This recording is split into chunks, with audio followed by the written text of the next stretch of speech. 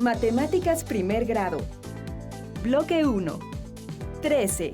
Probabilidad 1. Juegos de azar y matemáticas.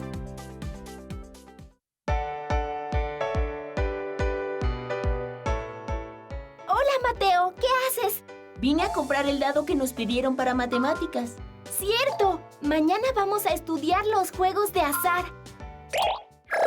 Se han encontrado pinturas en las tumbas de los faraones egipcios que muestran juegos de azar con tableros. Las antiguas civilizaciones no usaban dados para los juegos de azar.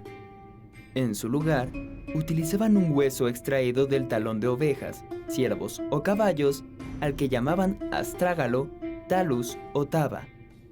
Su forma desigual servía para distinguir la puntuación sin necesidad de numerar.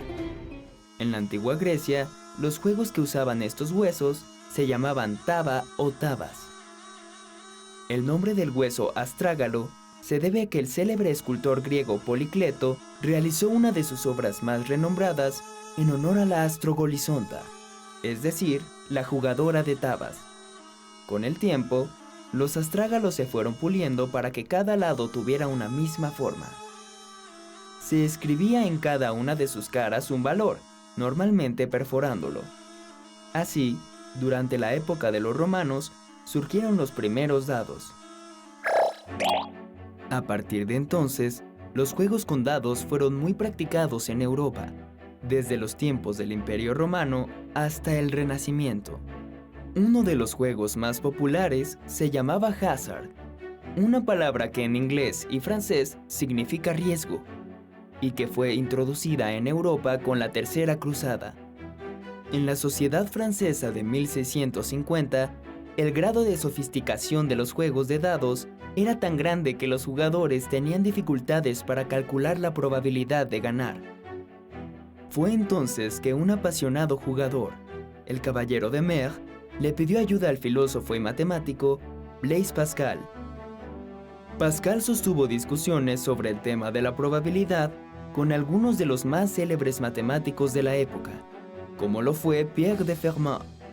A partir de esta correspondencia, Christian Huygens se propuso determinar la probabilidad de ganar en un juego, abordando el problema con un método más científico.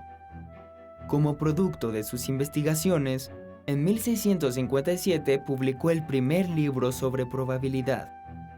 Dada la popularidad de los juegos de azar en toda Europa durante el siglo XVIII, la probabilidad tuvo un gran desarrollo. Grandes matemáticos como Bernoulli, Gauss y Laplace dedicaron libros acerca de este tema.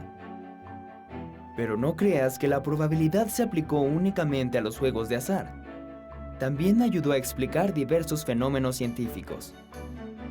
A mediados del siglo XIX, el fraile agustino Gregor Mendel presentó sus estudios sobre herencia y genética en las plantas que cultivaba en su monasterio. Su obra es una de las primeras aplicaciones de la teoría de la probabilidad en el campo de las ciencias naturales. A principios del siglo XX, el matemático ruso Andrei Kolmogorov le dio la forma axiomática definitiva a la teoría de la probabilidad, estableciendo así las bases de la moderna teoría clásica de las probabilidades. El físico alemán Albert Einstein decía: Dios no juega a los dados con el universo, en referencia a la mecánica cuántica, la teoría física más exitosa. Y es cierto, porque la probabilidad que se usa en la mecánica cuántica no es la probabilidad clásica que se emplea en los juegos de azar.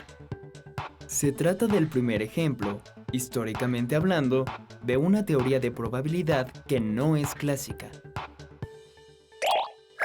Ya es tarde y yo todavía no voy por mi dado. Córrele para que acabes temprano con la tarea. Nos vemos mañana en la escuela, Mateo. Adiós, Emma. Nos vemos mañana.